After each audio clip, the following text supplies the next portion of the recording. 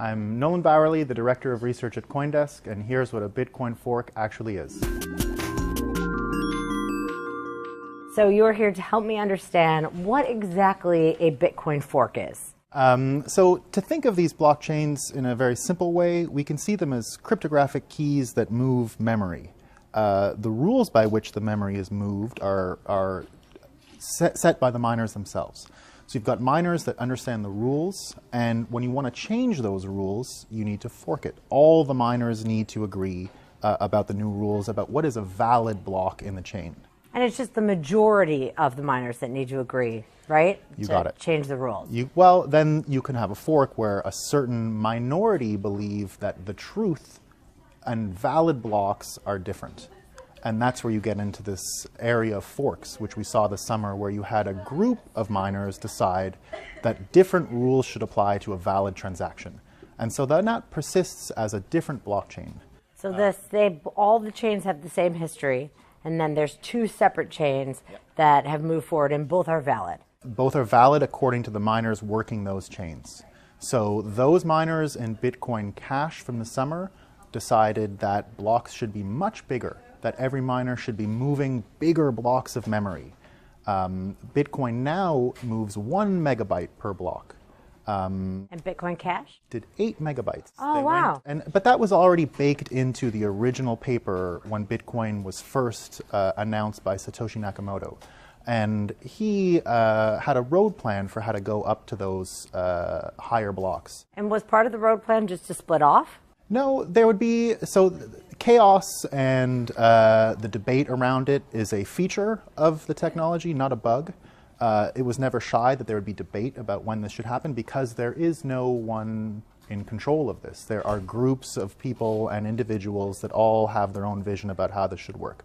So the point was that there would be no one on top of this, a top-down structure that would lead the chain towards whatever upgrades or changes that would be there. That it would be from a fulsome debate and that people would have disagreement, and that's okay. So there was never a desire to not have debate about this. It's okay that it's rigorous and fulsome and that everyone's point gets through. So then if there's two sides of the debate, who gets to be the Bitcoin and who has to be the Bitcoin Cash or Gold or 2.0? And that's really where a lot of the emotions have come in. You can think of it a bit as when you go to a diner and you ask for a Coke and they say, I'm sorry, it's a Pepsi, right? They're fighting over having that name. And in the end, there are rules that will help determine. So the most difficulty accumulated, the longest chain. And so help me understand, if I have a Bitcoin and a fork happens, what happens to me? You get both. I get both. You get both. And it depends how you're holding it, right? Yes, it does. So if I'm actually holding it correct, and I have a key and all of that, then I get both. So there are some exchanges who were uncomfortable with the development work behind Bitcoin Gold, a fork that's in the process of happening. And they said they weren't sure, they haven't seen the code, so they're not even recognizing that one. So in that case, if your keys were stored on an exchange that doesn't recognize Bitcoin Gold, a third fork that we haven't talked about, then you're out of luck. You have to have those on your own. So what are they going to do with them? Because they're going to get them, right? True, and there is quite a bit of debate about that, and that happened with Bitcoin Cash over the summer, so that just becomes an issue of customer service and how much customers are fighting for what they believe to be their own property. And we saw that, and a lot of lessons were learned over the summer, because this is new, and there was nothing on the part of the people who didn't offer that for Bitcoin Cash over the summer. But they learned, a lot of these people learned lessons and said we have to do better and provide better customer service, because they certainly heard it and got feedback saying that this was not given to them and they were not happy. I got one of those emails. Yeah, you got it. Yeah. So if a Bitcoin splits and you have a Bitcoin and a Bitcoin fork, let's say, because I don't want to use a specific one as an example, and my Bitcoin was worth $5,000 at the time, does the price of my Bitcoin now lessen in some of that value? Does this split in half? Are they both worth $2,500? One of the beautiful parts around Bitcoin is that it is all from price discovery. From the very beginning, it's been about price discovery, what someone is willing to spend to buy a Bitcoin, what someone is willing to take to sell a Bitcoin. So in that case, when it happened with Bitcoin over the summer, Bitcoin went along without barely noticing that Bitcoin Cash was created.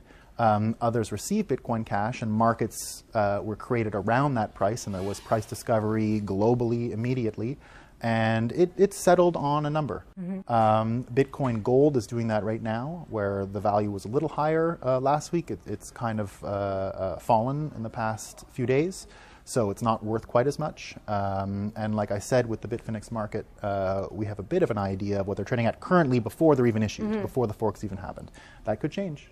That could change. And what does all of this mean for Bitcoin? It seems to be like the premier cryptocurrency right now that a lot of other things are built on. Does it matter? Is this a threat? All these forks a threat to Bitcoin? It's in some ways probably a good thing. Think of store of value and that usefulness of Bitcoin, that it behaves like digital gold or as a store of value. Gold itself, to become what it is now, to be in all these bank vaults around the world, survived the end of the gold standard. It survived the end of coins, gold being used as coins. It survived the rise of paper money. So it fended off all of these other challengers, let's say, and is what it is today. So every day, what we call the honey badger survives. Every day that Bitcoin survives, it fulfills more and more of this quality of being a store of value. So I don't think that's going to go away. I think it strengthens Bitcoin. We have this idea of anti-fragility. So the more it survives, the more reputable it becomes. And I think we're seeing that. So every time it doesn't get killed, it's made stronger. It always picks the longer, the better, the stronger chain with the more people. You got it. You Great. got it. Yeah. Thank you so much.